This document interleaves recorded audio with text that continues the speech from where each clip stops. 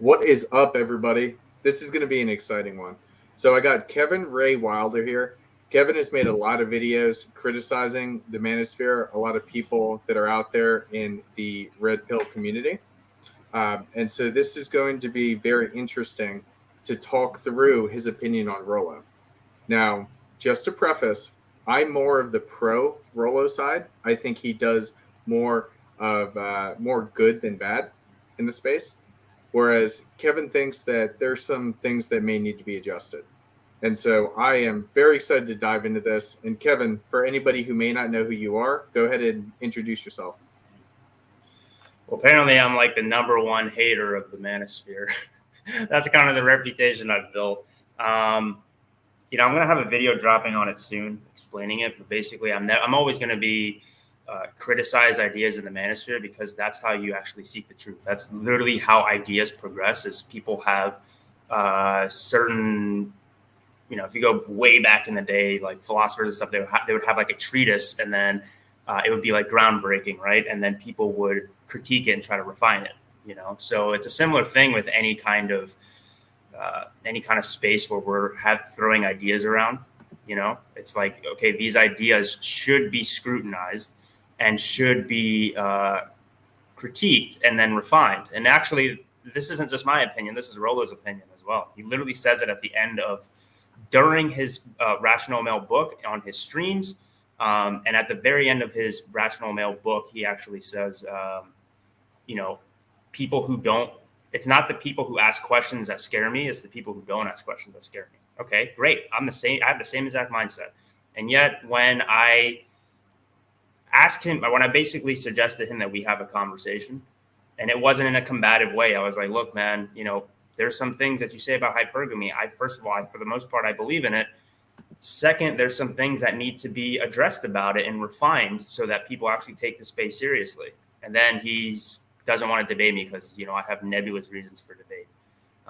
So I came at it very respectfully at first, especially when he was critical of, because he started all this. He was very critical of the white pill. And even then, I still was very respectful in my response.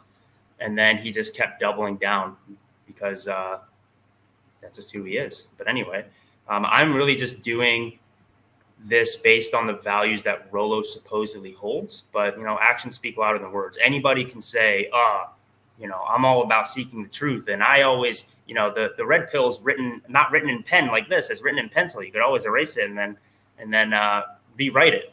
You can say that, but when your actions aren't congruent with that, then you're just full of shit. So that's why I lost so much respect for him, because anybody can say that, but it's a whole different thing to say that. And it's a whole other thing to actually do it. And he doesn't actually, his actions aren't congruent with those values that he says he has. So, but anyway, yes, that's part of my intro. You could already tell I'm already getting into the topic, but no, and I want to double down on what you said there. I can understand why certain people wouldn't want to have a debate, because if you're a very good debater and you come with a lot of arguments, you can win any debate against anybody, as long as you're better at doing so. Okay. True. So I can understand that. And I think that that's kind of where it's like, is it worth doing something like that to potentially maybe look like a fool because I'm not as prepared? However, I would say that lost my train of thought. I'm sorry. Give me 1 second here. 1 second here. Do you want me to respond real quick while you Go ahead. Okay. Yeah. So look, that's fine. But here's the thing, especially when you're in a space where you are talking about kind of combative ideas. So for example, if you look at my YouTube channel, the guys who I, attack, I'm really just holding a mirror back to them based on how they do their content. When people accuse me of like, oh, you're just against men or whatever, it's like, okay, dude. But, it's like my entire point is to try to help improve men. It's self-development. So that's just a dumb argument. But anyway, these guys, if you look at their content, you look at Donovan's content, Fresh and Fit's content, Rollo's content, all of it's very much just like, oh, well, let's attack women as a whole. Let's attack the feminine imperative, the gynocentric social order, right? So they're already very combative in their speech. They're already very critical of like society or gender dynamics or intersexual dynamics, whatever Rolloism you want to use. And yet, when they're critical of a bunch of different people, and then somebody's critical back at them, then like they just freak out, right? And at the very least, Donovan had the balls to actually like debate, and he actually talks to people. So credit to him. I still think he's a misogynist, but when I do, Kevin. I don't mean to cut you off. I do remember what I was going to say there. That goes in line with that when you're critical of them. I think it's not just that they don't do their research. So I've seen some of the things that Rollo has said about White Pill and about you and Josh, and he's not educated on it. So he is stomping it out and saying no to it without even doing even 5 minutes of research into something. There's a reason why you guys have videos on your pages that give a brief introduction and explanation of what it is. And yet he won't even take the time. Mm-hmm. Literally the featured video on my channel, if you go to my homepage on my channel, is called Rethinking the Red Pill. And I talk about the red pill and the white pill and how they all relate to one another. And it's really interesting. I don't always want to just attribute motive to people I don't know personally, but like I have a feeling it's very possible that Rollo deliberately misrepresents the white pill because he looks at us and our movement as a threat. It's possible that he just doesn't look at it at all, but it's just classic projection when he accuses us of straw manning. I don't know if you saw the video that I posted last night, but like he always accuses us of straw manning, and yet he just does that to us the entire time. And he's like, oh, they mischaracterized my arguments. And then he doesn't list even one thing we mischaracterized. Yeah, he doesn't substantiate. I don't mischaracterize anything he says. I literally use his own words. And look, he could tell me this is why he's digging his own grave, okay? Because, at the very least, if Donovan didn't accept my debate challenge, I would have made so many videos debunking him. Like if you know the video by 21 Studios about Donovan, I would make a series that like makes that like look like amateurish. No offense to 21 Studios, because with him, he a lot of them were like kind of like really ad hominem attacks, and I think it was relevant in terms of questioning Donovan's credibility. I do think he went a little bit overboard, to be honest, but whatever, it's fine. But for me, I always attack ideas, and I get accused of ad hom attacks too. Guys, I don't do ad homs. The entire point of an ad hom attack, especially if it's a logical fallacy, is you doing a personal attack to deflect from the argument. Whenever I do a personal attack, it's me questioning their credibility based on the things that they say. So, for example, somebody says, oh, you shouldn't get married, and yet they've been married for 30 years, and then I point that out. That's not an ad hominem attack because it's very much related to my critique of them saying you shouldn't get married, right? It would be different if somebody says, hey, you shouldn't be married, and then I say, oh, yeah, well, you're ugly. That's an ad hominem attack because it has nothing to do with the actual argument, But yeah, so Rollo's kind of digging his own grave because with Donovan, the fact that he debated me, yeah, I still talked about, like, I didn't make any more dedicated videos to him. Like when the thing that Donovan reacted to was me on Grand Cam's channel, and he just asked me about this post, and I was just honest about it, which is fine. I'll never hold back my actual opinions. But with Donovan, like I knew what he was about at that point. So it really didn't, I didn't really have to make any more dedicated videos to him unless he really said something extremely ridiculous again. But with Rollo, it would have been the same thing. We would have just hashed it out, had a discussion. I would have understood what he truly was about. I'm always about letting people change their minds, presenting opinions to them, see if they change their minds, see if they refine it. And, when he basically says, oh, well, I'm always open-minded to, changing things about the red pill. It's written in pencil, not in ink. And then I actually challenged him on that in a respectful way. And then he denies it. Like, what am I supposed to think after that, So because of that, now he's given me incentive because he literally completely, lost my trust and respect on that end because on that end, he's full of shit. So now I'm looking at his content more through a magnifying glass. And then I reread The Rational Male recently for the third time, because Rollo says I've never read it. I've read both of the first two books multiple times. And now I realize how full of shit he actually is in The Rational Male. Because the first time I read it, I was like, oh, I think this is pretty good. But then now I even recommended it. I've been recommending it for a while, because I even had a book review with Coach Whitepill about it. But then now that I've kind of been unplugged from the Rollo pill and I see reality for how it actually is, I actually chose the red pill over the Rollo pill. When I look at his content now, when I look at his book now, and I re-listen to it, I'm just like, dude, this is just basically one giant conspiracy theory about the feminine imperative. And, he and the gynocentric social order, except he doesn't actually use that verbiage. He doesn't say gynocentric social order in The Rational Male. He says the feminine imperative.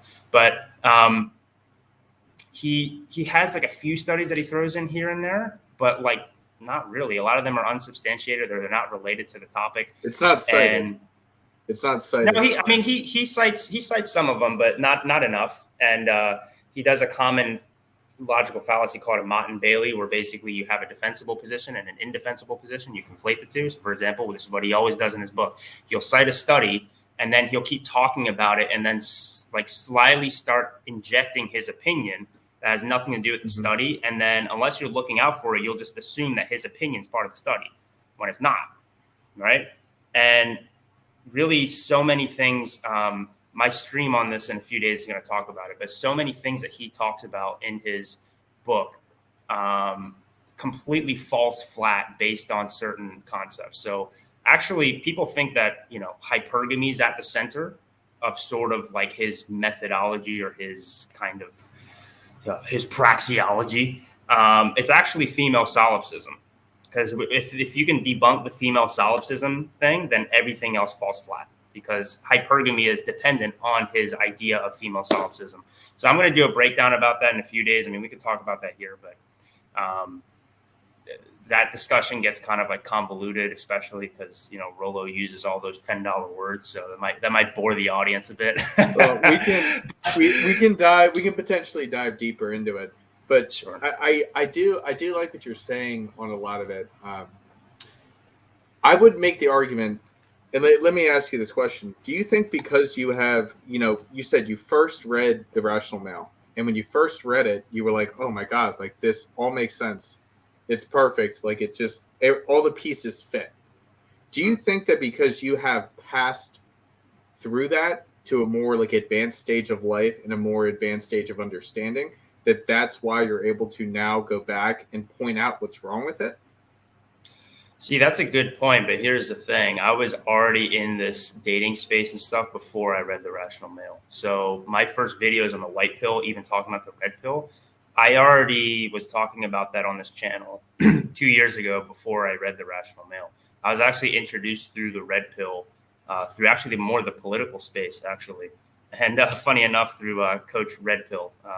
He's kind of a cringy dude. But and to Rollo's credit, he's not friendly with Coach Red Pill at all, because he's kind of a weirdo. But yeah, so I already kind of knew of these things, and it's interesting because everybody always credits Rollo for the things he talks about, but yet even in his own book, he says he gives credit to some people and doesn't give credit to some others.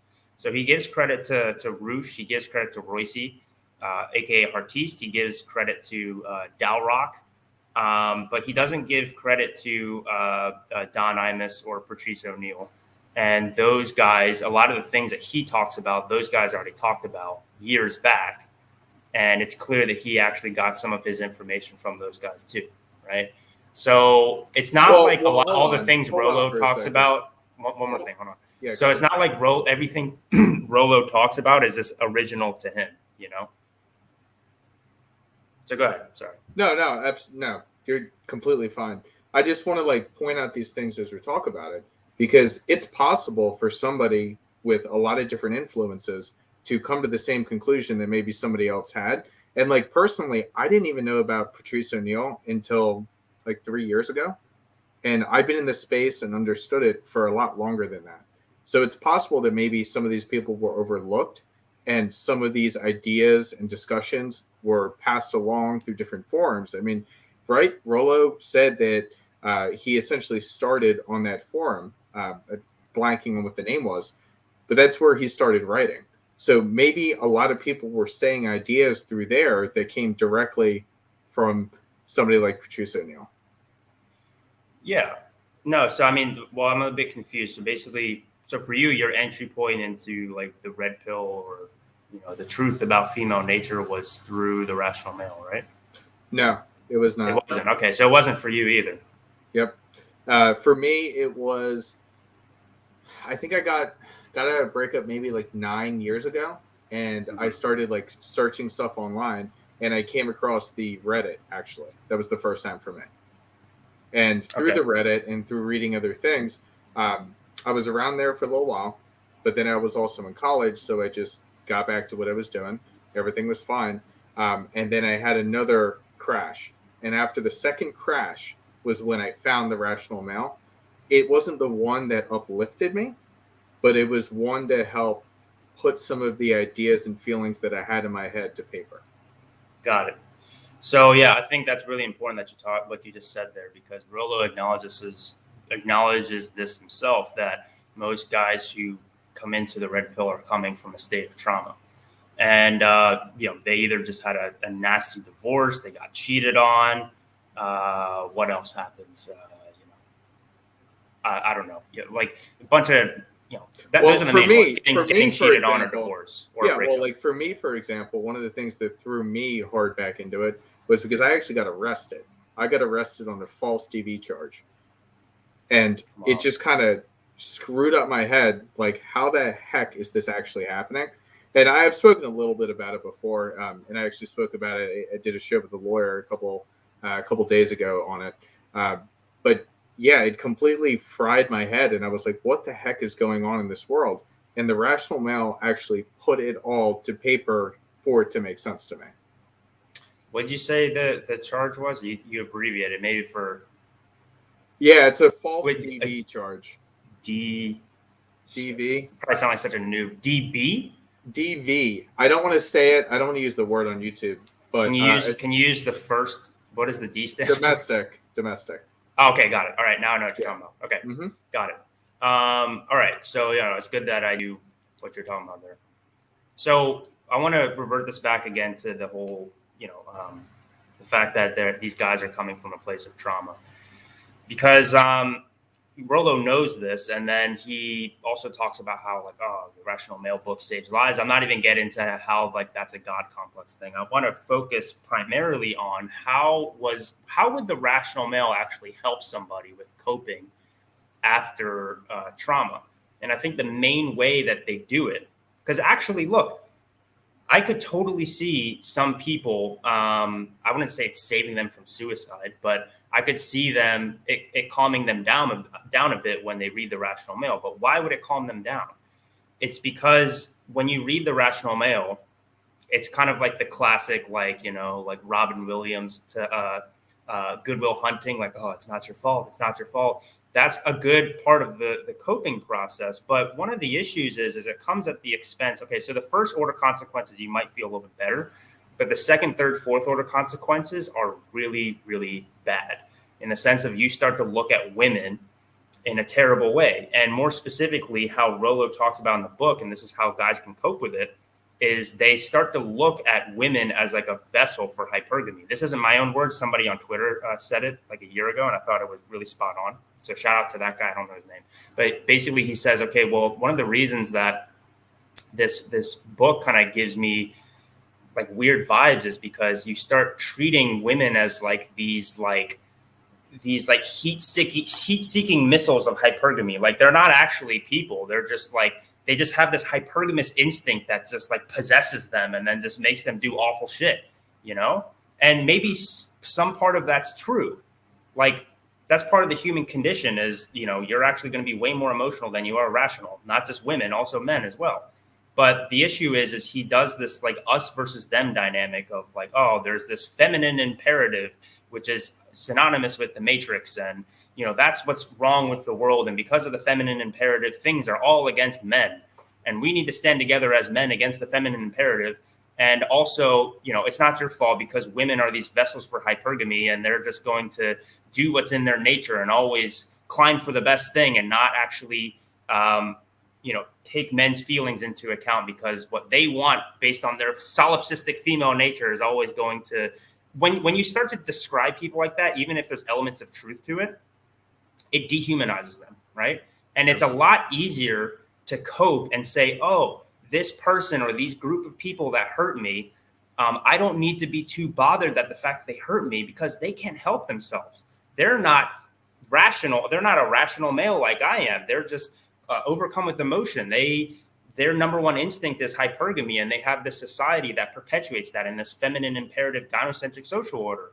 So because of that, like, these people, they're not actively trying to hurt me. So really what ends up happening is you start to develop this idea as a cope that women are basically less than men, right? These guys say it themselves. It's like, okay, well, we're not going to, they treat women way more differently than men in terms of like, logic and reason and all these other types of things, right? And so it's a lot easier to cope when you say, okay, this person that hurt me, it's okay that they hurt me, because it's not the same as if like a man hurts me, because when a man hurts me, he's deliberately doing it. But women can't help themselves because they don't have self-autonomy, because they're just vessels for hypergamy, right? And that's the ultimate cope. So, okay, the first order consequence of that is you feel a little bit better. You're just like, hey, this person is less in control than what they are. This is just how women are, right? But the second, third, fourth order consequence of that is you start to look at women as less human than men, less than, yeah. And because of that, that will carry over to you start doing some dark triad stuff to seduce them. That builds that resentment builds up over time. You use that as an entry point. You start watching videos from like Donovan, for example, saying like, hey, women cheat, men have sex. When women cheat, it's terrible. It's a terrible thing. But when you do it, not a big deal, man, because women and men, they're just vastly different. They're hypergamous, so it's terrible. But for us, we're rational, and it's not a big deal for us.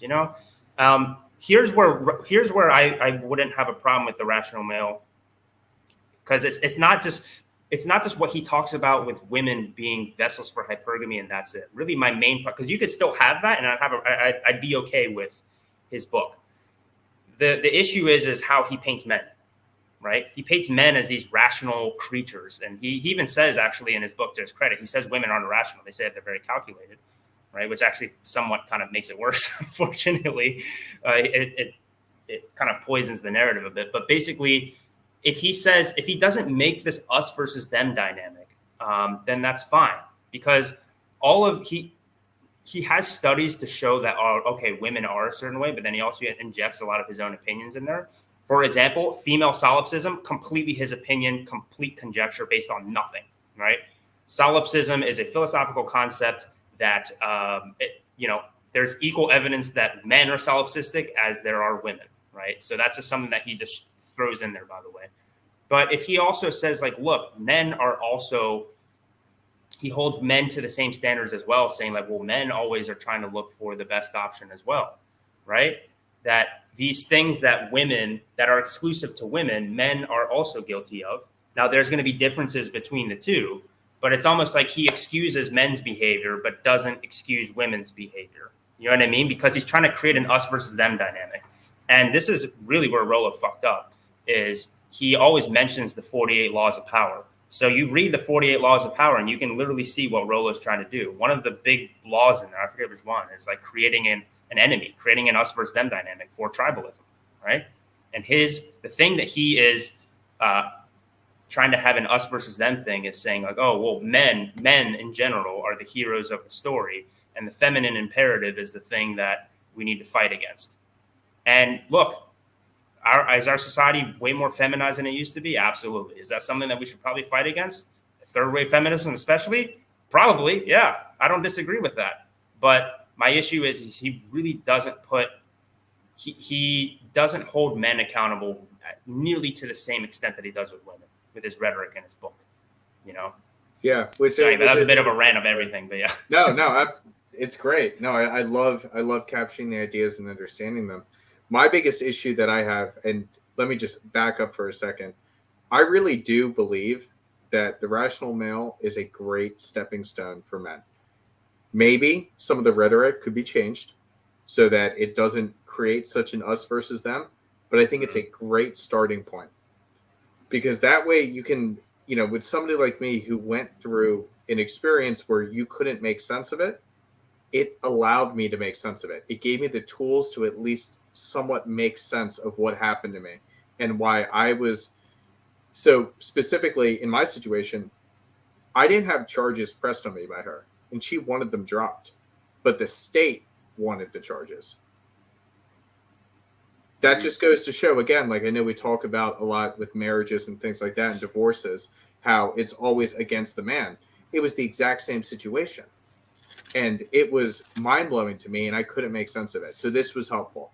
So I think that it is a great starting point, but the issue is that he gives this starting point, and then you drop. You have nothing else. Like, he leads you to the cliff, and the cliff is just, maybe it's a canyon. You go from one cliff to a higher cliff, and the higher cliff is nirvana. Well, you can't make it if he didn't give you the paraglider to get there. You have no way of getting there. And then also he. Mm-hmm. Oh, sorry. Go ahead, man. I mean, you understand exactly where I'm going. I think it's such a disservice to. He doesn't have present day experience. Okay, yeah. He's been married for a long time, so he is just giving information based on what he's known, and then information using present day information and data to absorb it in the way that he thinks and then give it back. He doesn't have present day in the field information to explain it to people. So that's where he falls off. Right when you get there, very beginner level, and then you just need to get over that canyon, he can't help you get over the canyon. So you either get there and you figure out another way, or you fall. Yeah. And it's funny because it's like Rollo will lead them, like you said, to the edge of the cliff. And then when those guys end up jumping off, he has like a shocked Pikachu face. Like, oh, I gave you all the information. It's like, dude, this is why Rollo, like, he even like shits on like more kind of conventional philosophy, for example, saying like, oh, people of the past. He literally said this before, that like, he's not going to look into Carl Jung or somebody sent a super chat about Kierkegaard. He's like, oh, I don't care. Like that's like old order ways of thinking.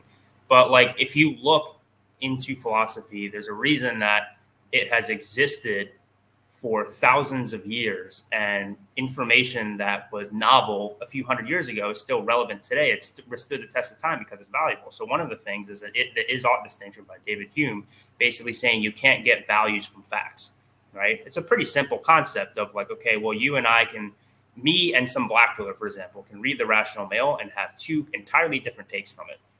I could be like, oh, well, there's this feminine imperative or whatever. This is just assuming that I actually believe in that, which I don't, not to the extent that Rollo does, but let's just say for the sake of argument that I do. Oh, well, I'm going to use this to actually help improve my dating life. The black pillar will look at it and be like, oh, well, I'm just going to give up because there's a feminine imperative gynocentric social order and everything's against men. So based on that, two different people can read the rational male differently and get different values from it. And yet Rollo, because he is in contradiction of the is-ought gap, he thinks that you can get values from facts. He just assumes that when he gives people the information that they're going to like use it in a positive way. And so many people use it in a very, very negative way. So that's one of the reasons why like I don't respect Rollo anymore as an intellectual, because like you can't respect somebody as an intellectual who doesn't respect other intellectuals that have paved the way for you to have the thoughts that you have now. Even the idea of him like talking about solipsism, for example, right? As far as I know, Rene Descartes came up with solipsism, or he coined the term. And like he just takes all that shit for granted. A lot of the things that we take for granted in the West here, it came from, a lot of the things from the Greeks, from the Christians, from the Enlightenment. And yet Rollo just takes a giant poop on that. And he just doesn't give an F about it. He even like literally said before, like Kierkegaard, he's just like, oh, who cares about him? Who cares about Carl Jung, right? Even though Carl Jung was more recent. But that's one of the reasons I don't respect him as an intellectual, because it's like, okay, you know, a lot of the things that he talks about, a lot of the logical fallacies he has, he wouldn't make if he actually studied past great thinkers that are way smarter than him, way smarter than me, way smarter than you. Some of the smartest people who have ever lived have already figured out a lot of these different things. And one of the basic ones is by David Hume, the is-ought gap, that you cannot get values from facts, right? And yet he, again, he just gives all these descriptive claims, and then he's like, he just refuses to take responsibility for when guys take it the wrong way, but wants to take responsibility when guys take it the right way. That's one of the big problems I had when he said, oh, I'm saving lives. It's like, look, if you're giving specific prescriptions and saying like why you should be hopeful about this, then that's fine. But by his own logic, he says he only gives descriptions. So for him to take credit for saving guys' lives, but then not taking credit for a lot of people who take his stuff the wrong way and use it as justification for their nihilism, because there's a lot of those out there too. He just doesn't mention them. There's probably more of them. I have no doubt that there's more of them, right? It'd be similar to like if you have like a research paper, because this is how Rollo views it, because he doesn't give advice, he doesn't give prescriptions, right? So basically it'd be equivalent to saying, okay, well, here's this research paper that came out, this meta-analysis of a bunch of studies, and it just shows the studies, and it prevents guys from killing themselves, and it also saves lives, right? Like if it's just a descriptive claim with no prescriptions of what you should do, it's pretty ridiculous to like say like, oh, this research paper saved so many lives. But that's the stance that Rollo has, right? So just using his own logic, if he's only making descriptive claims and not actually telling guys what to do with the information, he has no right to take credit for when it does help guys. Similarly, he doesn't have to take the blame for when it doesn't help guys out, if he's going by that logic. But the thing is he actually does give prescriptions in his book. There's tons of them. It's not just in the 9 Iron Rules. I literally have like a list of them right here. I could talk about some of them if we want. Throughout his book, before he gets to the 9 Iron Rules chapter. The issue is the reason that he says he doesn't give prescriptions is because he doesn't want to take responsibility for the bad, which there's a lot of. A lot of people take his work the wrong way. You think the black pill community isn't familiar with the rational male? A lot of those guys have read the rational male. A lot of those guys are familiar with red pill concepts. The thing that I have issue with on that, and it's not an issue with your argument or what you're saying at all, but the issue that I do personally have with Rollo, I don't know about you, but I have worked with people, and ever since I gotten so serious about doing this and coaching, I've come to tears probably like 4 times now, just thinking about what I've done and stories that people have told me. And I've had guys that come to tears to me about saving their lives. So like, who are you to say that we're not helping people? And he gets so angry about it. And what you guys had posted before and what he was saying on this stream about like, you guys are causing people to kill themselves because you're confused. You're right. It's almost like not taking ownership that you're giving people this information, but then you're not giving them the tools to use that information in a healthy way. Mm-hmm. Yeah, exactly. It's literally like leading, like you said, leading the herd to a cliff. And then when the herd starts walking off the cliff, he's like, why the fuck are you guys walking off the cliff? It's like, dude, you led them there, you know? And yeah. And if you lead, I'm a visual person. I'm just thinking if you have like a bunch of cows going towards a cliff, you have so many of them and they're so strong. Once the ones at the front stop and the others are still going, they just start pushing everybody else off. Yeah, man. And that's one of the dangers of this manosphere space, unfortunately, is, like I said, they might use the rational male or whatever as an entry point. And then in order to cope, in order to feel better when they have that traumatic experience, which, of course, I feel for these guys. I mean, almost all of my clients and I have 40 plus clients at this point in my coaching program, almost all of them have had some sort of traumatic dating experience in which they needed to seek help, right? And it feels so good to just be angry and have that red pill rage, right? It feels so good. It's a coping mechanism. That's because it's not your fault. It's not your fault. Yeah, it's one of the stages of grief to actually go through, which is fine. So that's why it's like it's okay. Here's where it would be okay if Rollo did this. Is just again, he just doesn't want to take. He only wants to take responsibility for the good and wants to take zero responsibility for the bad. All right, that's really all it comes down to.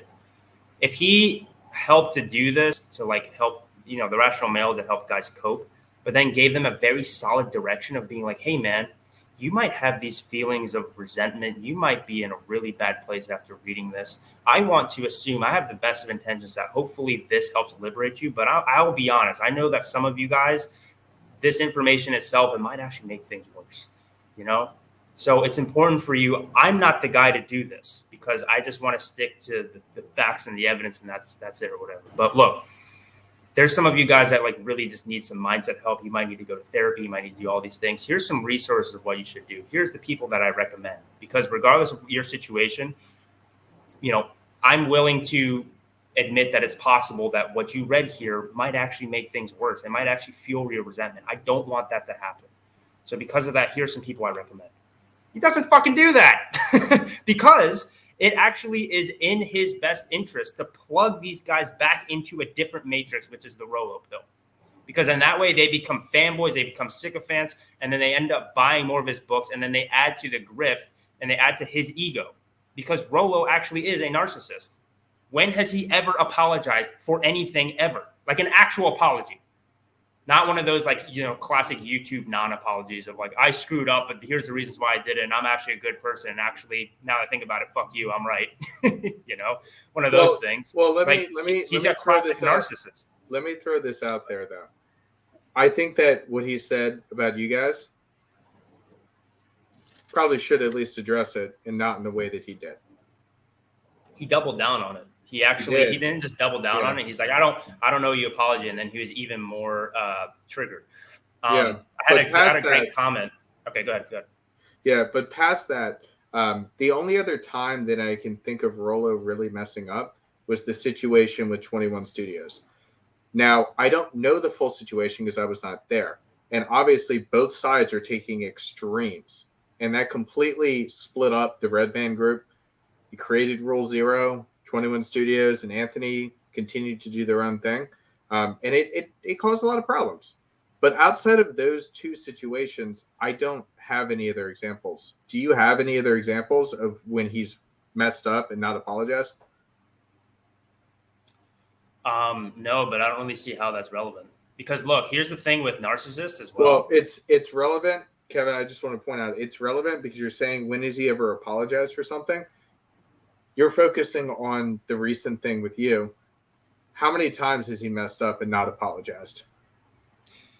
So what about the Alba and Preach thing that happened recently as well? For him doubling down with Myron? Mm-hmm. And completely strawmanning Alba and Preach and actually giving an argument for defending Alba and Preach, basically, but then saying Fresh and Fit, and then actually describing Fresh and Fit when he meant Alba and Preach. So he was actually arguing for Alba and Preach, but then supplanting them with the other side because he was so biased. He either just didn't look into it, and he's like, oh, well, I'm just going to simp for Fresh and Fit because they help me get book sales. And they help show my book, even though the things they talk about on Fresh and Fit are direct contradiction with some of the things a lot of the things Rollo talks about in the Rational Male, right? Fresh and Fit's all about beta boxing, for example, Yeah. So that's one thing too. And here's another thing as well, man. Like narcissists, narcissists, everything's fine until something happens that they disagree with. And that's why there's these few moments in almost everybody's lives where they show their true colors, right? You don't actually know a man's worth until he's backed into a corner. So there's a few times where Rollo has been backed into a corner. This is the third time now. You have the thing with 21 Studios. You have the thing with Alba and Preach. You have the thing with me now, which is probably the most egregious example because he's just going like super rage incel mode over this. When you back somebody in their corner, their true intentions or their true colors come out. He's literally acting like a child over this. He literally, dude, all it takes for him, all I ask is like, look, man, you crossed the line, apologize, and rescind your statements. There was literally a guy in my comment section. It's still probably there. I should probably flag it as spam. But he literally, he changed his name to Kevin's Hitman. And then he says, and his comment was, I'm coming for you, Kevin. Dude, even if that's a joke, even if there's a 1% possibility. It's not funny. Regardless. First of all, it's not fucking funny. But then, dude, what am I supposed to do? That's literally a death threat, right? So you not apologizing has given me a death threat now. Now, okay, maybe you'll say, oh, it's just some random YouTube commenter. Who the fuck knows, man? All it takes is for one person who's not. That's what I'm trying to say is this shit's dangerous. And yet instead, he just fucking doubles down again. Because he's a narcissist, because he cannot admit when he did something wrong. That's all I asked. All I asked is like, look, put the debate stuff aside. I'm still going to be critical of you, of course, but I'm not going to stop that. Just say like, look, man, I shouldn't have said that. I got heated. It's okay. I fucked up. I still think Kevin Ray Wilder's a piece of shit. I still think he's, disingenuous or whatever, but I shouldn't have said that he, causes people to commit suicides, and I apologize for that. So he actually said in his stream, I never said you guys committed suicide, and yet he or caused guys to kill themselves. And then literally in the video that I posted yesterday, I literally showed in the last stream, he said that, right? Yeah.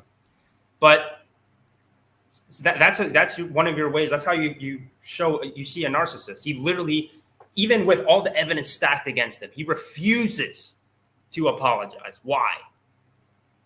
Because his ego is hurt, because he's a narcissist. And narcissists, this is a common trait among all of them, they never apologize. They don't.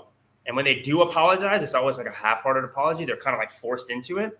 It's kind of like what happened with Fresh and Fit with Abba and Preach, At first, they were just like, oh, we apologize to our audience instead of apologizing to Abba and Preach.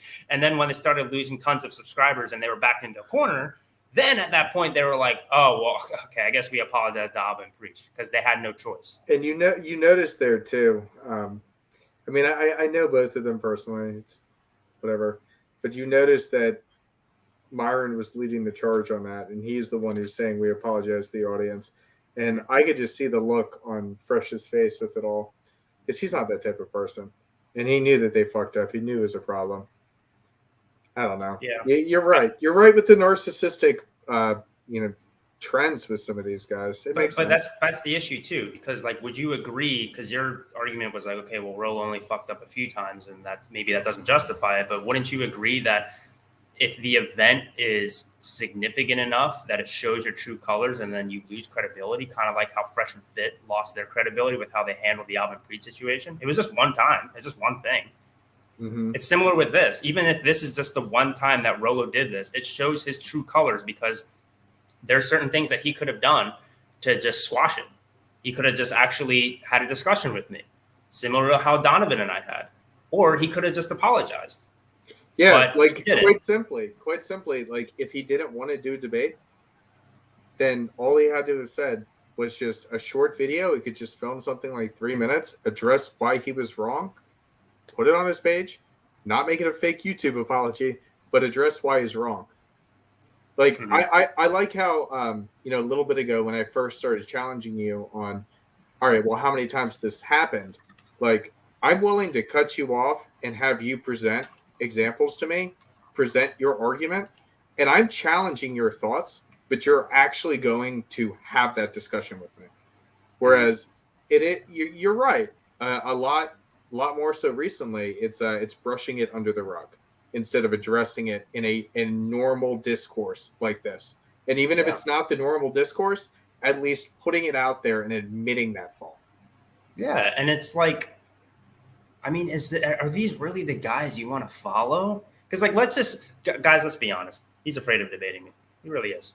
He is. And this is supposed to be your leader, the guy that you follow to how to be a man, how to be a rational male, how to be a high-quality man. Somebody who's afraid to stand up for what he believes in. Are you serious? Again, at least to Donovan's credit, he actually had the balls to debate me, even though he lost. He literally said in his last stream that he lost the debate. So that's why it's so funny. Actually, one of your comments here, Ali, who's a troll on my channel, he always simps for the the manosphere guy said, "What are your thoughts on Donovan slaughtering you, Kevin?" Hey, man, Donovan admitted that he lost that debate to me, and then his last stream was hilarious, where he just didn't really even talk about anything. He had one good point, which is receipts. But in a few days, I'm going to be posting more receipts than Donovan has in his entire career, and most of them happened within the last year. So, whatever. But anyway, where was I going with that? Okay.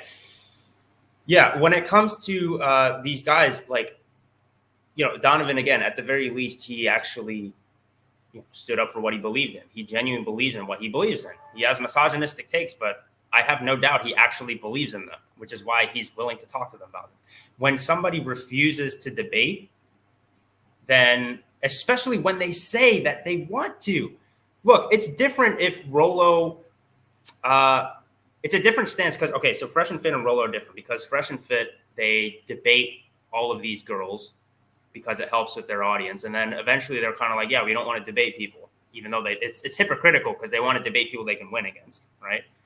But like, fine, whatever. At the very least, you take the stance of, guys, we're not debating people. Okay, we're not debating men. Fine. Rollo doesn't have that stance. Literally, the ethos that he supposedly he doesn't have morals or doesn't talk about moral things, but whatever. Even in his book, he literally says, guys, we want open discussion. The red pill isn't written in ink. It's written in pencil. You can erase it and then change it. How do you do that? He literally says, I want to have discourse. I want to have conversations. What is the ultimate way to have discourse? To have conversations with other content creators, to have other people who have valid critiques and are operating off of good faith. Right now, he thinks I'm operating off of bad faith because first of all, it's something that he fucking started. He attacked the white pill first, and then I had a very respectful response back to him saying we should have a discussion about this. And then after that, he just went on a tirade, just straw-manning me and being a dick to me, right? And then now when I'm a dick back to him, something that he started, he's like, oh, well, this is why I can't debate them. It's like, dude, if you supposedly had this value of having discourse and trying to actually seek the truth, I'm holding you accountable to that. You say that, he's writing a check he can't cash. Because he knows that sounds good. It sounds good to be like, guys, I'm always open-minded. I'm always willing to listen to people. I especially want to listen to people who disagree with me. But then when you never actually talk to people who disagree with you and then you get pissed off and you have this like childish rant for anybody who actually has valid criticisms with you, it shows you that you're a massive hypocrite and you don't actually mean what you say. No, but guys, you don't understand. I have all those emails, and they're all terrible arguments, and so I'm not even going to spend any time on them. They're all sitting in my email box. It's whatever. Like, see how, yeah, you're right. He can use it in that way. Yeah. It's, that's really it. And it does kind of suck because I really used to respect him. And it goes to show me how powerful bias could be, because I had a bias. I was like, yes, I'm team red pill, and I still am team red pill. I'm not team Rollo pill, but I'm team red pill. I used to think red pill and Rollo pill are the same thing. They're not. So I used to be team red pill or team Rollo pill, and I still am team red pill again. I got to make that distinction. And so I went in because I liked some of his streams. I went into the Rational Mail with a confirmation bias of like, oh, well, people that I respect always talk this book up, so it should be great. And so I read it and I was like, yeah, it's pretty good. There are a few parts that I thought were weird with the feminine imperative chapter and the solipsism, whatever. But hey, overall, it's fine. And, at the very least, this guy's open-minded enough to like talk about these ideas. So one day when my channel's big enough, when I study the stuff enough, I want to bring these ideas to him. And then when the time for that actually came and he just completely denied me, not just me, but Alex, other people who wanted to debate him, it's like, okay, the one thing that even though I disagreed with him, I still gave him the benefit of the doubt because he said that he was willing to change his mind if the right ideas and things were presented to him. And then yet he actually denies that. He doesn't do it. So then that made me start to be skeptical. And when it made me start to be skeptical, I started to look into it more. I started to look at it from an actual red pill lens and not a Rollo pill lens. And I was like, wait a second. There's actually a lot of flaws in the things that he talks about here. I kind of noticed them before, but I brushed them off because I thought, okay, well, maybe this is a bit outdated. Maybe he's changed his mind since then. He hasn't changed his mind about shit because he's not actually open to changing his mind, because it's an ego grift. All he cares about is inflating his ego to fuel his narcissism. And so because of that, I started to really lose respect for him, because he is not open to changing his mind. He's not, because he's a narcissist. It's that simple. Narcissists don't apologize. Narcissists don't change their minds. And they'll just say shit that makes them look good. Saying that you're open-minded and always willing to change your mind, that looks good. But I look at actions. I don't look at words, right? Or I do look at words, but actions speak louder than words. That's it. Yeah, it's very true. I do want to... I was having this discussion with somebody today about how certain people do more of like front end work and others do the back end. And we talked about that a bit, where like Rollo gives the front end, it'll bring you to the cliff, but then somebody else needs to be there to bring you to the end. If there was no rational now, there was no, because essentially what he's doing, he's creating a collection of a lot of other ideas, you know, bringing in Royce and Rouge, all that other stuff, Dalrock. If he didn't bring this collection together, so it's a lot easier for men to have access to, especially in times of trauma, do you think that the world would be worse off or better off? Because my entire argument on Rollo is that he does more help than bad, because he's at least providing a platform for you to understand and put pieces together. And then it's up to you as the person to decide, you as the man to decide, what do I do with that information? See, I fundamentally reject that, because he has a platform, sure, but it's not a platform for these other people. It's a platform for his own ideas, and that's it. And he has an echo chamber. When you disagree with him, he ostracizes you. He did that with Bulldog Mindset, where he was literally like, "Oh, you disagree with me? You're out of the manosphere. You're out of the grift." And he did the same thing too. He actually attacked Rouge before. In his book, The Rational Mode, he gives Rouge a lot of credit. And then in one of his recent streams, he's just like, "Oh, well, Rouge became religious because, you know, for nefarious reasons or whatever." So you'd be right if he actually provided a platform where there were different ideas. But no, his platform is just surrounded by a bunch of yes men. Like, who honestly, when you watch his streams, who honestly ever disagrees with him? Ever? Well, if they do, they get banned. Exactly. So it's like he's not really bringing people together for an echo chamber for a bunch of yes men who disagree with, or who agree with him. But and then I would argue. One more thing, sorry. When people do disagree with him, he just talks a bunch of shit about them after he loses a debate against them. So he did the same thing. He did the thing with Lauren Southern. He just talked shit about her because he couldn't do it to her face because he's a terrible debater and she's a good debater and she just destroyed him. But then also he was on, if you know Charisma on Command, huge YouTube channel. They have a podcast called the Charlie and Ben podcast. I watched it. Yeah, they had a good conversation. Yeah, and I think they're great. They had a good conversation. And then, but they really pressed Rollo on a few points, and Rollo was backed into a corner. And then like a stream the next few days, Rollo is just talking shit about them again, because he doesn't want his authority to be questioned. He doesn't want people to disagree with him. Again, this would be different if he never says that in the first place. If he never says, like, look, guys, again, this is what he says himself. He's like, I'm always open for discussion. I'm always open to changing my mind, right? But if he never says that, that wouldn't excuse his behavior, but it would be, the hypocrisy wouldn't be there. At the very least, I'll just be like, look, this guy just wants an echo chamber, and because he's not actually open to other ideas, I'm just not going to listen to him, whatever. But he literally says he literally acts opposite of the value he supposedly holds. And what is the red pill? The red pill is seeking the truth, no matter how uncomfortable. He has his own set of beliefs that he doesn't want to be challenged, because he would rather live in the comfortable blue-pilled lie that everything he believes is true and not up for scrutiny, than actually having debate, actually talking to people who might disagree with him to challenge his ideas. Is that blue-pilled or red-pilled, guys? This is why I say Rollo is not red-pilled.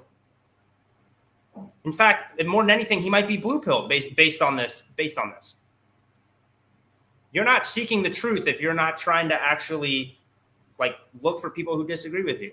That's what science is about. Science, you have your own hypothesis, and you actually go out of your way to try to disprove your own hypothesis to make sure that it's probably the truth. Does Rollo do that? No, he doesn't do that. He's afraid of debate. He doesn't want to talk about these ideas. And then when somebody presses him on his ideas, he just talks a bunch of shit behind their back after he loses a debate to them, because he actually really doesn't have that many good points. Put the poor debating skills aside.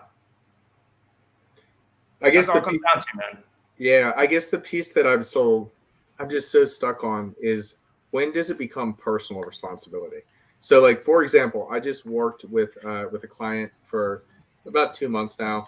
A lot of struggles, long time working with some of these red pill guys, and was just not getting any results, and every time just getting pushback.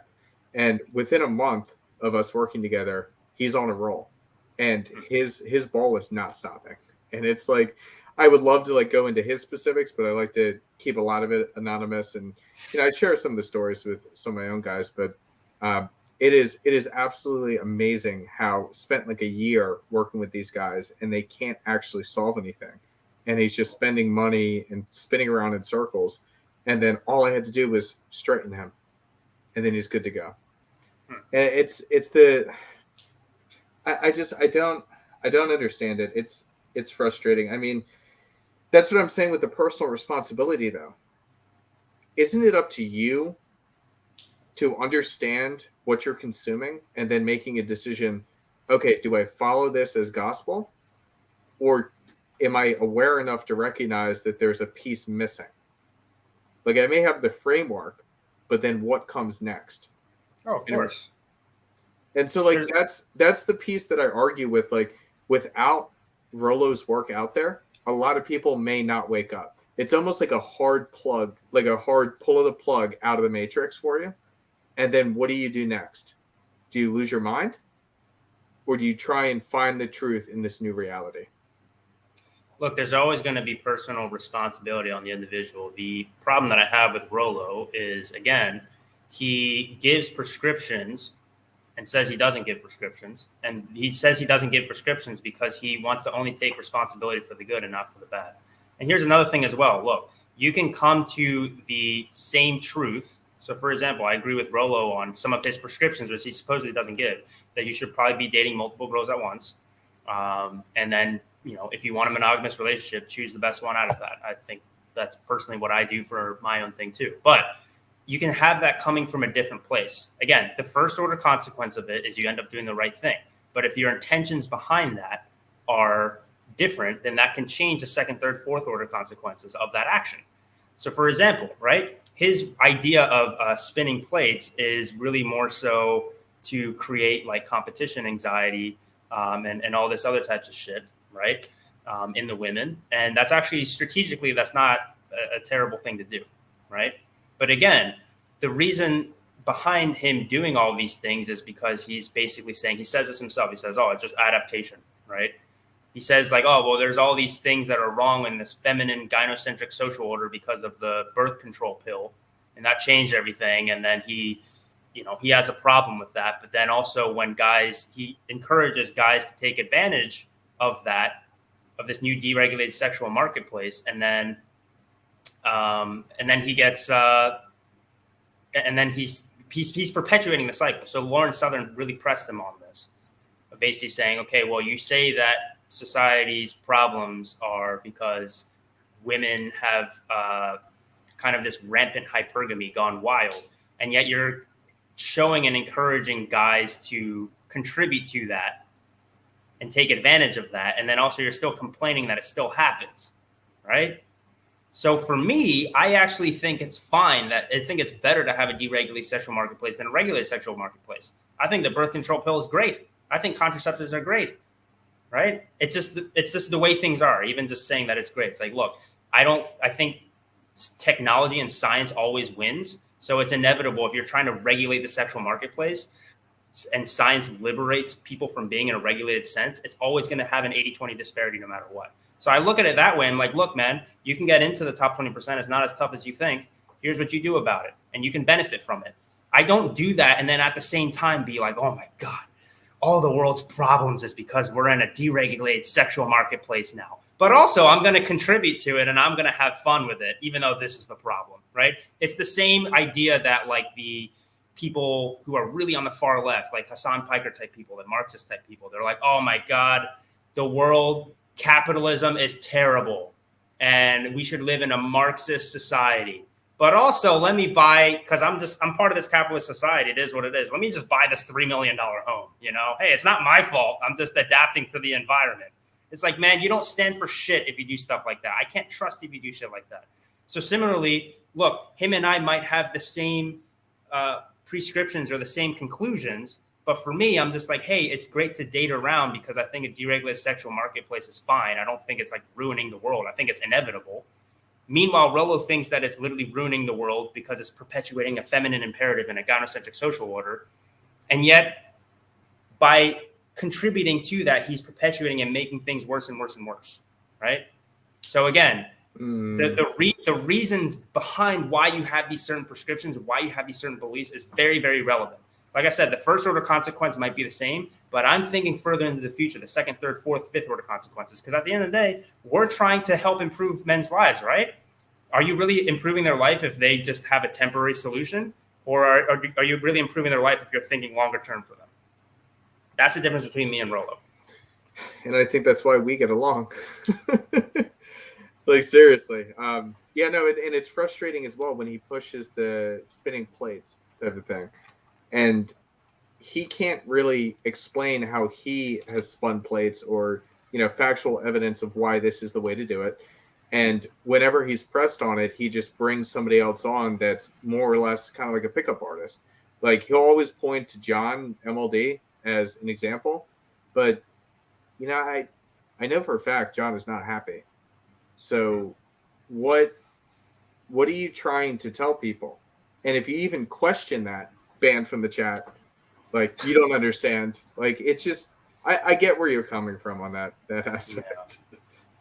That's really it, man. Again, and so many of these things, it's like, look, so many of these problems can be ameliorated through just having a discussion.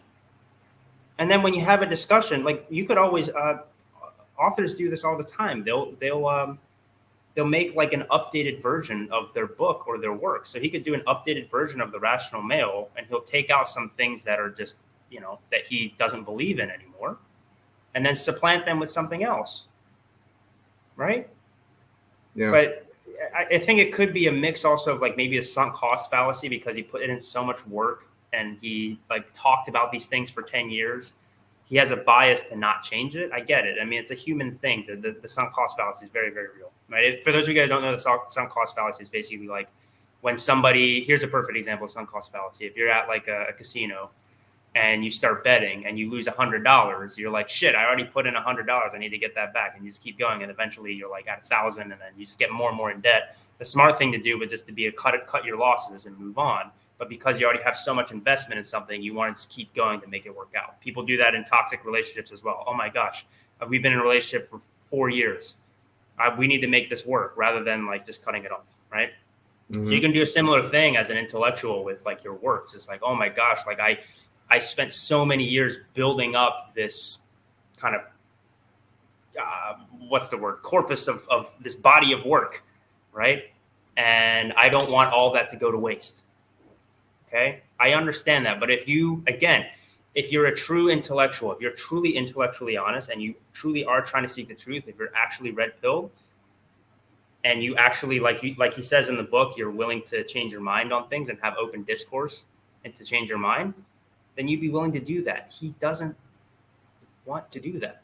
That's really the issue. And if he was willing to do that, he could go back and change some things. He can actually do that. He's just digging himself in a hole by not actually following through with the values he espouses. Because I'll tell you this, man, what's something that like people universally respect in somebody?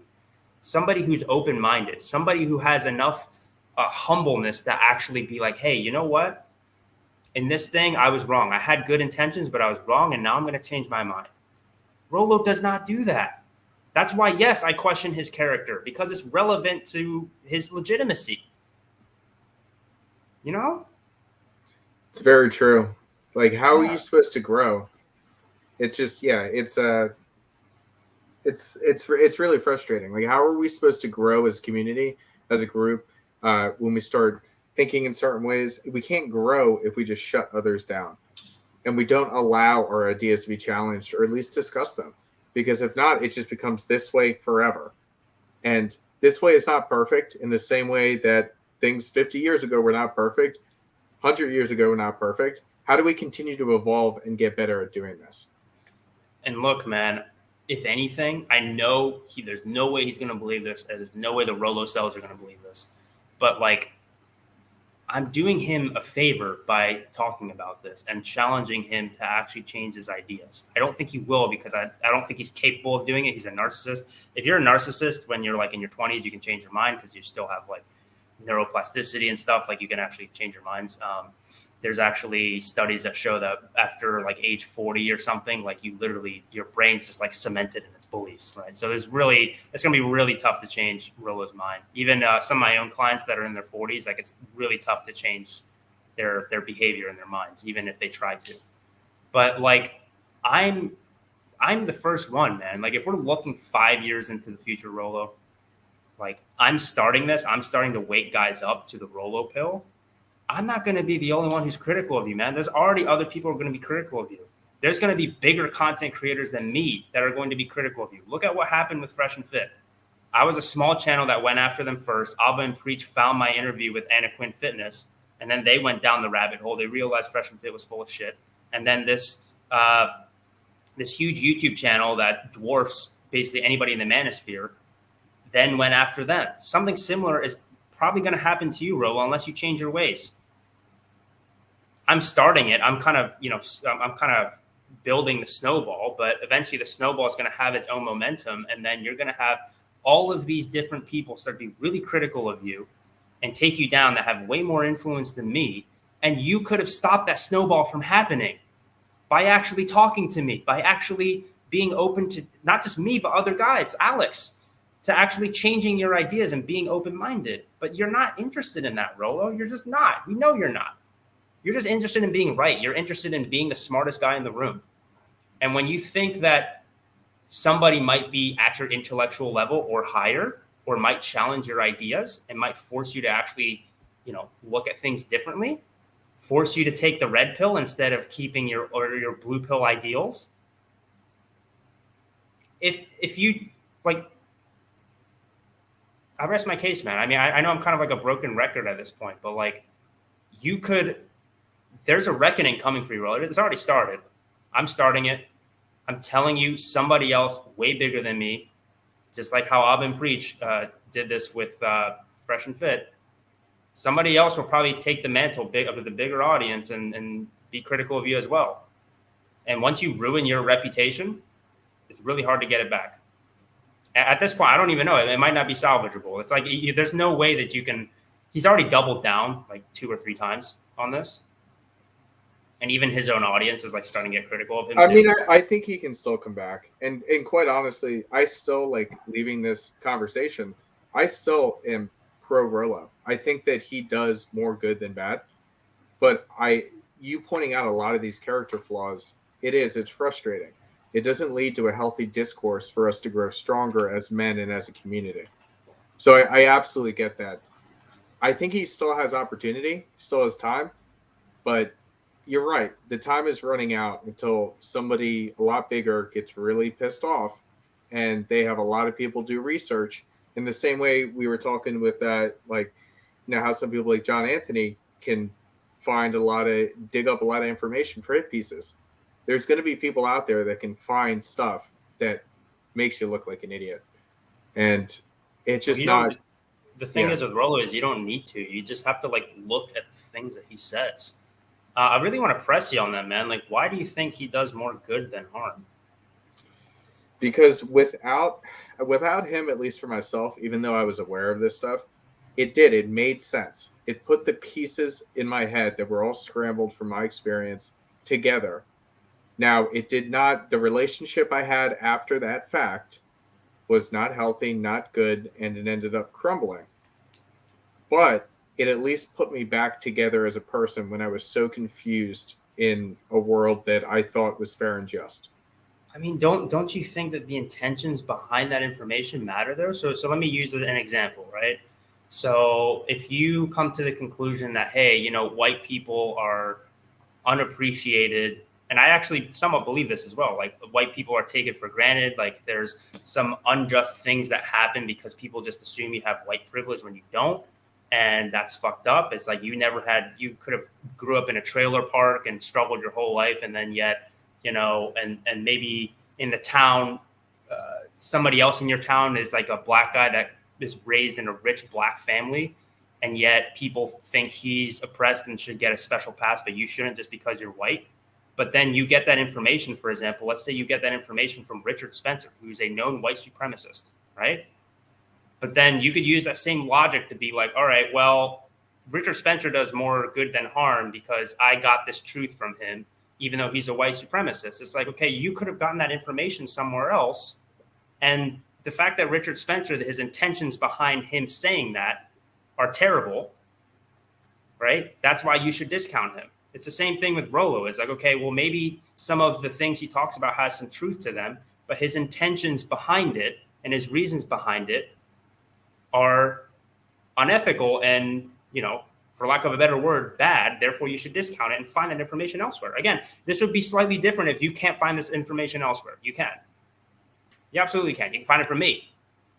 I was talking about all this stuff before I even, I wasn't influenced by Rollo. I was influenced by other Red Pill content creators, but I was also heavily influenced by guys like Don Imus and Patrice O'Neill, even though they were before my time.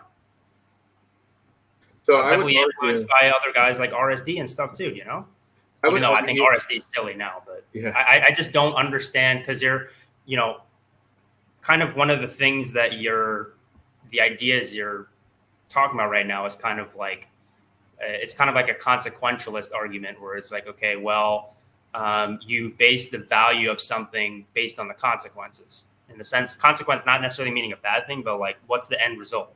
The end result is, oh, well, I feel better after I read the Rational Male. Okay. Again, that's the first order consequence. What's the second, third, fourth, fifth order consequence, right? It's the same thing. If somebody gets into Richard Spencer, maybe when they read some of his works, they're just like, oh, well, I should feel proud to be, a white person. I shouldn't feel bad feeling white.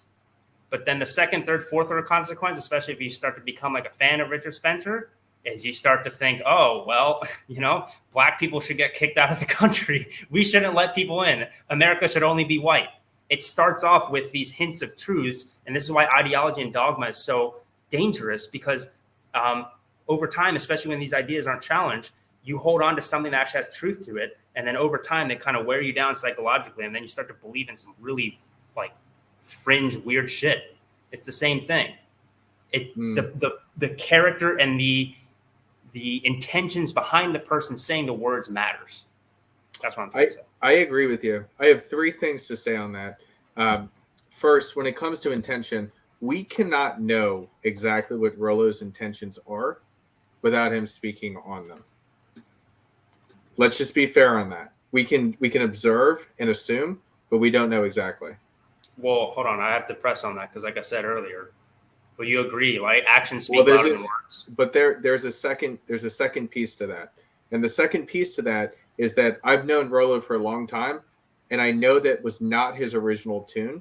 And I think once it started to make more money and he started to gain more popularity, that's when that tune started to change, and it was about keeping the business itself instead of actually trying to help people. I think he started truly by just trying to help people.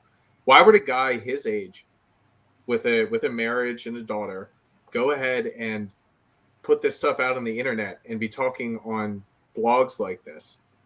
It doesn't even make sense, right? Well, shouldn't you hold him more accountable to that then?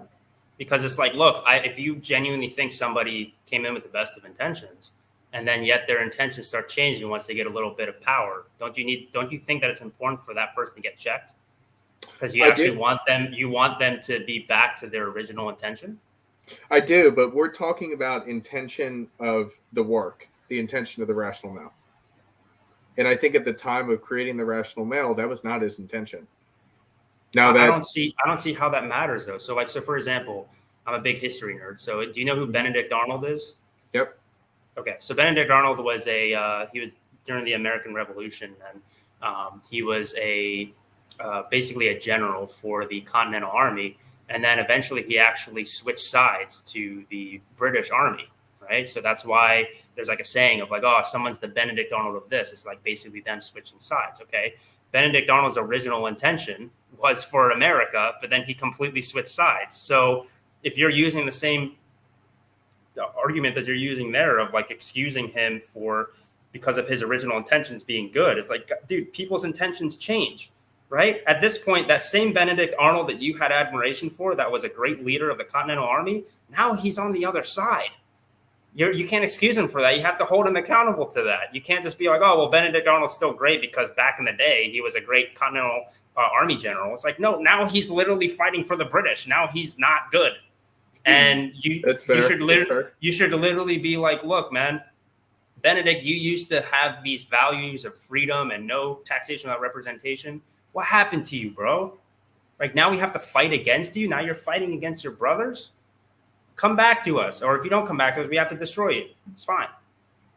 That's it. That's why tribalism is so dangerous, man, because and I don't blame you for this, because I kind of had to like decondition myself to the Rollo pill as well. Actually, the first person who really helped me realize this was Coach Whitepill, because I actually read the Red Rational Male. I was like, this is great.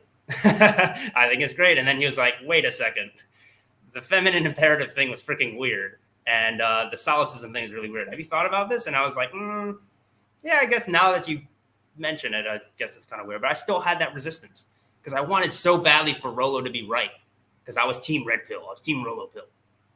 But then over time, when somebody starts to really reveal their cards and stuff, similar to like Benedict Arnold, I'm sure he had some soldiers that just saw him do amazing things in the battlefield, be an amazing leader, and they loved him. And they were like, oh, well, maybe, he left the Continental Army to go over there to the Loyalist Army because, like, I don't know, they're keeping his family hostage, or maybe he has his reasons. But as time goes on, they're probably like, yeah, fuck that guy. The hell? He like betrayed us.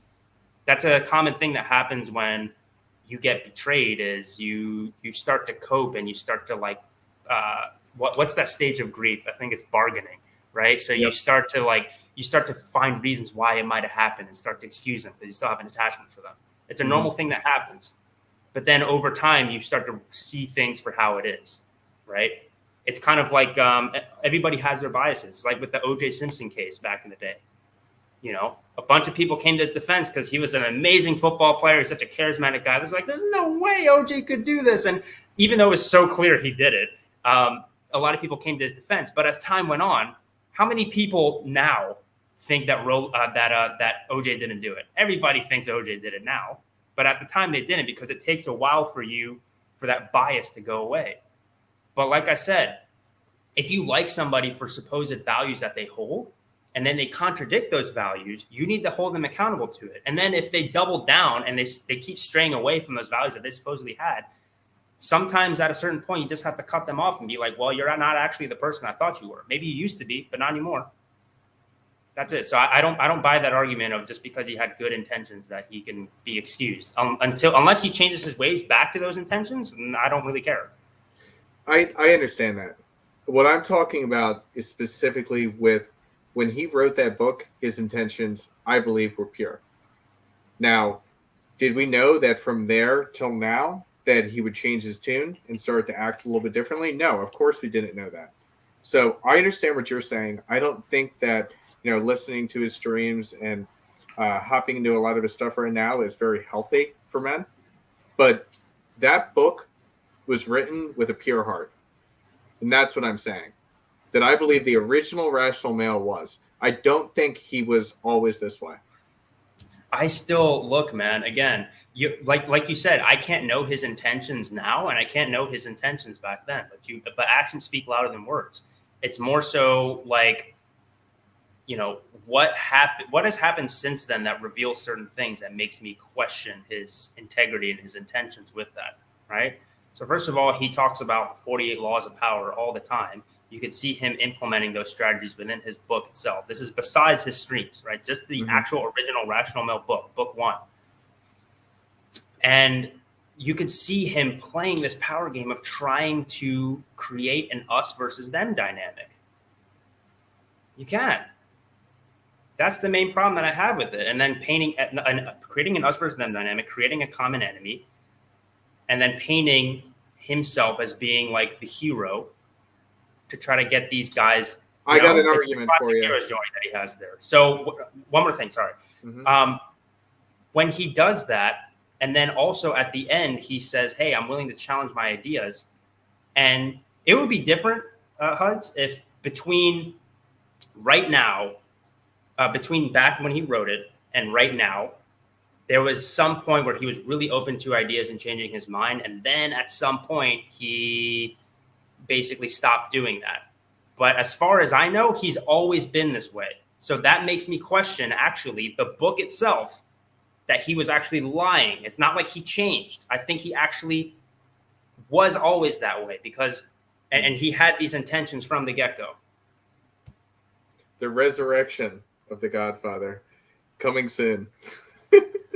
No, but it's hard for a 50-something-year-old narcissist to suddenly turn a new leaf. It's just. But see, this is where I'm like thinking about this now. This is where I don't think that, at least I don't think he was originally this narcissistic, because I remember back when they were still doing Red Man Group. And there were many times where like Anthony would introduce him or other guys would call him the Godfather. And he every single time would blush and denounce it. He did not want to be known as that. And you notice that now that tune has changed. He is the Godfather of the Red Pill. But it never used to be that way. And I know that may be like tough for you to like imagine him acting a different way, but he really would. He would get shy and bashful and say, no, I'm not. It's no, stop. And he would do that for a long, long time. So okay, I think, look, again, that's fine. So basically we're kind of debating over when his intentions changed. But regardless, let's talk about the present. Regardless, he's a certain way now. So what should happen, it doesn't change, regardless of whether his intentions were bad from the beginning or whether they were good and then they got bad over time. Regardless, he still should be held accountable to the same things, right? The solution is still the same. You should, and by your own self-interest, if you're looking out for Rollo 5 years from now or even 2 years from now, and actually care about your audience and seeking the truth, you should still have these discussions.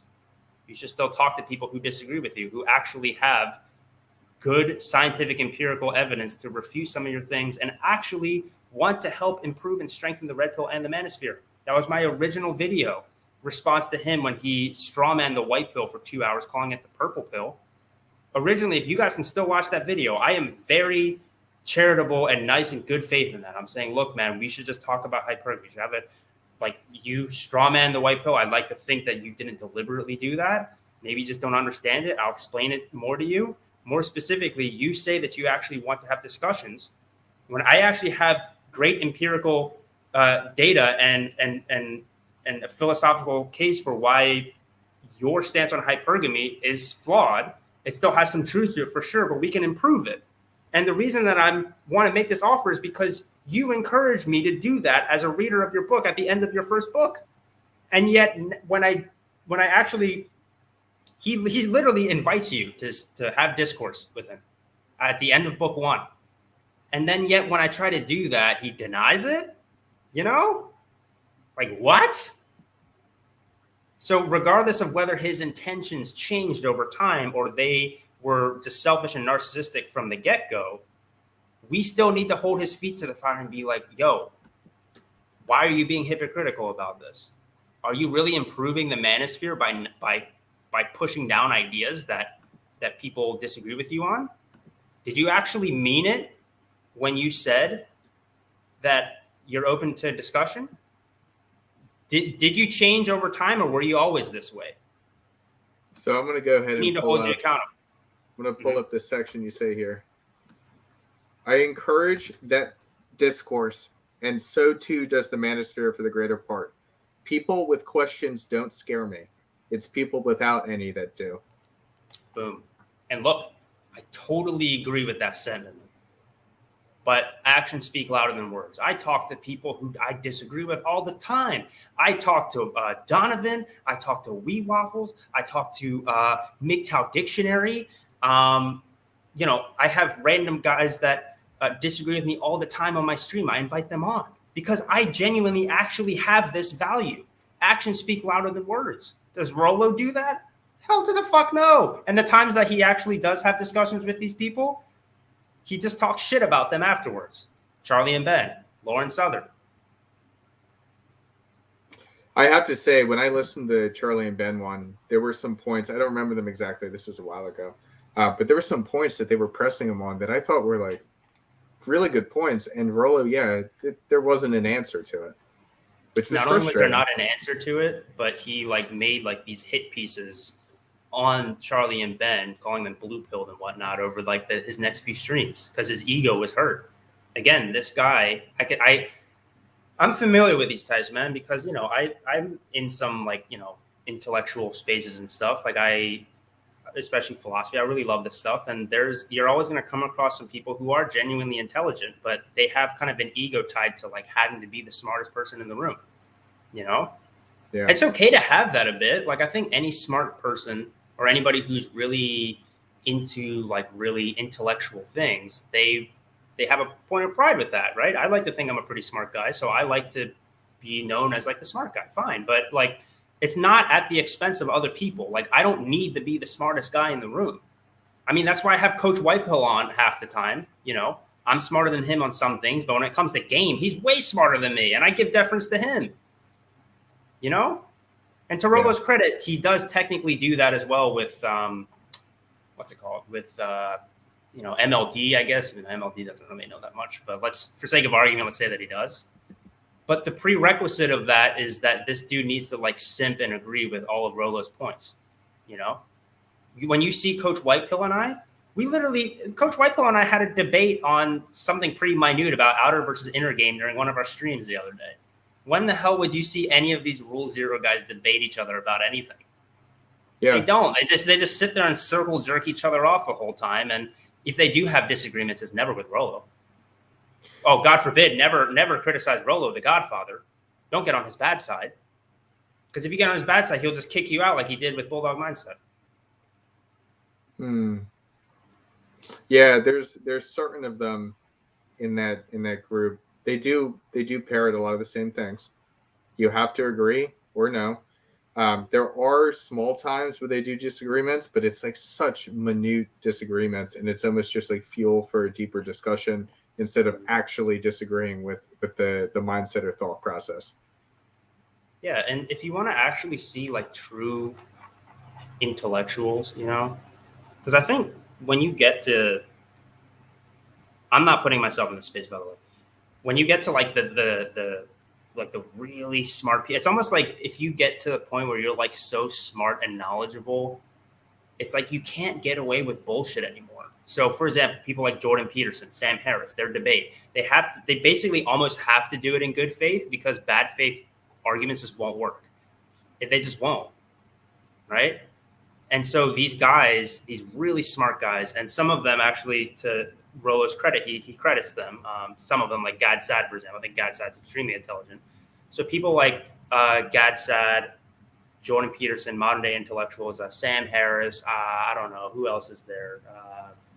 There's a bunch of other people that come to mind that I can't really even think about right now. But these guys will always, you know, argue in good faith because they are trying to seek the truth, right? They're willing to change their minds because they're, at the very least, they're smart enough to know that if the audience thinks that you aren't willing to change your mind when you say you are, especially if you have a smart audience, they're going to hold your feet to the fire, right? You're actually going to look like a big idiot if you say that you're open to change your mind when you're actually not. So actual intellectuals, those guys like Jordan Peterson, Sam Harris, Gad Sad, those guys, they're willing to change their minds and they freaking mean it. And they're a lot of them are actual scientists too. So they actually have that mindset. Sometimes they actually do want to be proven wrong.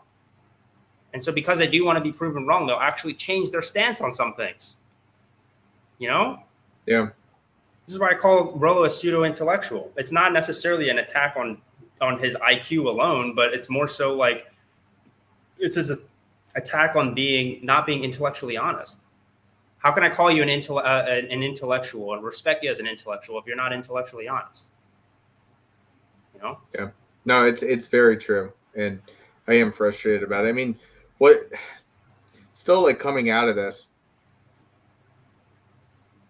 I still am gonna stand by that. I think that it's a good starting point, and I think that his intentions at the time were good.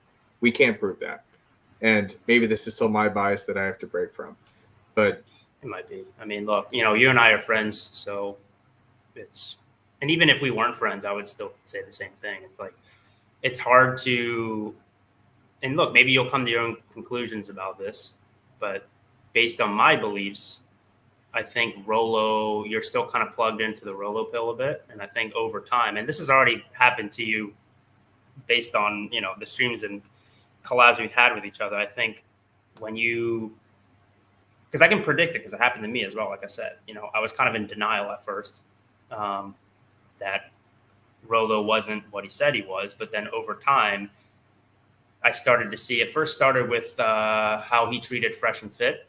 I was like, wait a second, these guys are doing the exact opposite of what Rollo says you should do, right? Mm-hmm. And then when the Abba and Preach thing happened, then I was like, what the hell? And then when he came after the white pill, I was like, dude, what the hell? It was like, last chance, come on, prove me wrong, bro. And then he just doubled down again. And then now I'm like, dude,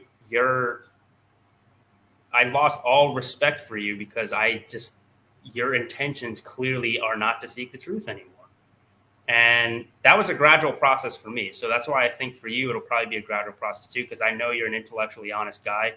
And I know you're here to try to help guys. And even just by virtue of you having this discussion, it shows that you're trying to seek the truth. The fact that because if you were just a Rollo fanboy, you wouldn't even talk to me, So it shows that you actually are intellectually honest. And I do believe over time for you, you'll start to kind of, I want to say open your minds, because I think your eyes are already open, right? That's just the mindset to have. You already have that mindset of like trying to seek the truth, which is, again, I commend you so much for. I commend everybody for doing that. I think that's one of the manliest, freaking admirable things that you can do, of actually having an open mind, right? So you already have that, but you're still going to have kind of like this bias a bit. It's almost like if you imagine you have like this pair of sunglasses, I don't want to use the term red because I don't want to associate Rollo with the red pill. Okay, let's say you have these blue sunglasses on right now, which are the Rollo sunglasses, and then you're kind of seeing everything with this blue tint almost. But then let's say over time the your opacity, eyes adjust. Just your eyes adjust, but the opacity of the lenses themselves start to get less blue over time. So you actually start to see things for how it is. And in this thought experiment, the blue glasses actually start to turn red over time. And then so you actually start to see the truth about Rollo. It takes time, man, because it's a sunk cost fallacy. It's like especially if Rollo helped you out a lot at a certain point of your life and you've always looked up to him and admired him, and you start to see evidence to the contrary of what you thought he was, it's like the stages of grief again. The first one's denial, right? You just deny it at first, but then over time, you go through the stages of grief, and then you start to see, okay, well, you start to see things for how they actually are, right? And I think that's going to happen with you. And maybe you don't come to that conclusion. That's okay. That's why having these disagreements and stuff, like, look, man, if a year from now you still have the same stance of Rollo that you have now, that's fine. We'll talk about it. I know you're a good guy. I know you. Just by virtue of having these conversations, that's what matters. And that's how you actually know, that's how you're not tribal. And that's how you actually show that you like care about people and not just care about yourself, is like, you need to be okay with people not changing their minds as long as they still operate with respect and they're still willing to listen and hear you out, as long as we have these discussions. And look at how much progress we made for not just you and me to exchange ideas here, but then also, your audience. And, some of my audience is going to be here too. Imagine how much look at how much progress we made in this, 90-minute time frame, just talking about this stuff. Right? Yeah. So, no, I think it's absolutely phenomenal. And it really has. It's opened my eyes to a lot more. It's making me think about some things I had not really thought about a lot. And I got to commend you for that, man. I try to hold myself to that standard too, because, I'll be honest, I still have my biases. Like when people attack the white pill, I think the white pill is such a simple philosophy. It's kind of hard to attack. It's literally just like, hey, don't lose hope and take action. I mean, no, that's the red pill. Right? That's the red pill. Yeah, exactly. It's just like, look, reject the black pill in terms of like the black pill mindset of like, it's over. Like just reject that and have hope and just try your best anyway. But even with that, like I still have a bias toward the white pill, but at the very least I can admit it. I'm not sitting there being like the white pill is the one and only truth. It's like, I'm open to people criticizing the white pill for sure. And I'll talk to them about it. I will actually have people on and talk to them about it. If somebody wants to debate me about the white pill, which some people already have, I will debate anybody about it, because not only am I confident in my beliefs in it, but if there are actual flaws in the white pill mindset, I want to hear about it. Like if there are legitimate flaws, I want to hear about it, and I want to refine that philosophy for sure. Abso-freaking-lutely. And as long as you still have that mindset, that's what matters. And I think that's one of the things that, when you start to suppress talking to people, that's when things can get like really, really dangerous. And it's something that I'm always going to try to hold myself accountable to too, because it's not like I like made it big by any means, but like you start to see people gain some clout, gain some fame or whatever, and they stop talking to people unless they have clout themselves that they can share. Unless they can gain something from them. Exactly. But look, I'm gaining something here. My audience is way bigger than yours. Maybe I won't gain more subscribers from this, but what am I gaining here? I'm gaining more perspective. I'm gaining, actually talking and refining these ideas, right? And I'm gaining kind of more so like living my truth of just talking these things out, no matter who it's with. Just because you can't give me a bunch of subscribers from this, like that doesn't mean that I should not talk to you. And I'm holding this for myself because my goal is to make my YouTube channel like huge and have a big influence one day.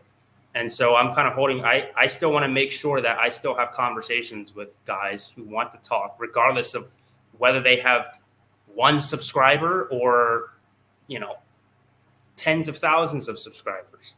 Now, granted, if you're being practical, right? Like there's only so much time you can set aside for interviews and stuff. Like, like if some channels like with 200,000 subscribers says, hey, I want to interview you. And then a channel that just started says, I want to interview you. I'm going to prioritize the 200,000 one, of course.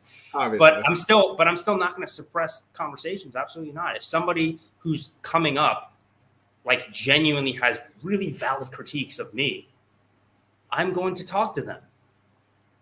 And I'm willing to change my mind. Like I have no doubt. I'm predicting this right now. There's probably going to be some things. It'll probably be minute details, but I have no doubt somebody, a few years from now is going to be on the up and up, and they're going to find like one pretty big flaw in my philosophy, and then they'll want to debate me on it, and we'll have a debate, and I will lose. Seriously. Yeah. But is it losing if he's helping me in the long run? Because if I'm actually trying to seek the truth, and I'm actually trying to have the best content that is actually the truth, wouldn't he actually be helping me? Maybe in the moment, it might be a bit embarrassing to be like, oh, I lost the debate. But like in the long run, like I said, the first order consequence is like, oh, damn it, I lost, right? He made me look stupid. But the second, third, fourth order consequence is that he actually helped you. He actually helped refine your idea. He actually helped you seek the truth better. It's tough to think that way, and I have to remind myself all that time. That's why I try to hold myself accountable here, guys. But when my YouTube channel gets way bigger and I start to get a big head, I want you guys to like clip things like this out and send it to me and be like, Kevin, you blamed Benedict Arnold before. You're becoming Benedict Arnold, you dick. It's time to pull you back. I love it. But anyway, so ran over. I was saying a bunch of shit, but no, anyway, I think the whole that's sentiment behind that is that I really appreciate you talking to me, man. I really do. No, absolutely. And thank you so much for coming on. I really love how you're digging deep into this space. And I wouldn't say necessarily exposing, but at least questioning some things that people are saying and the way that they act. And that is not something that has ever happened before. So by you doing that, it really is I believe in the same way that you've said, when you challenge ideas, it helps you think about them yourself and then grow from there.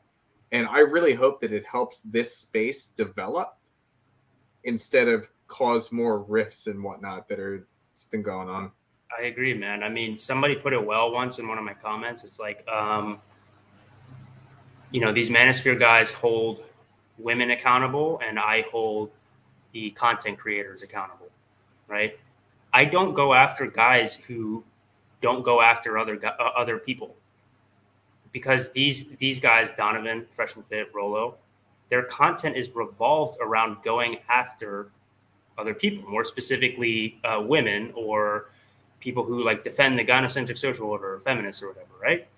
So because they look at things with a critical eye, which is fine, they need to be also open to being critiqued themselves. And they say that they are, right? Because it's a pretty beta thing to say, oh, no, I don't want people to criticize me. They say that they are. So I hold them accountable to that.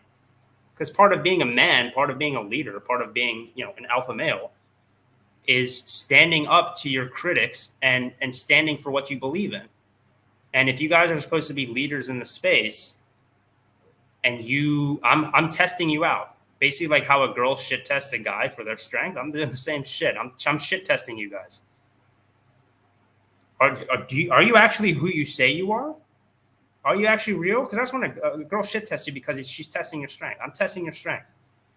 And these guys are failing epically. Actually, Donovan didn't fail, to his credit. I still think he's a misogynist, but at the very least, he fucking has balls. Yeah, at the very least, somebody has, at the very least, somebody who has balls. If shit starts hitting the fan and we're trying to be like, oh well, who's the leader that the rest of us men can follow? At the very least, Donovan's an option.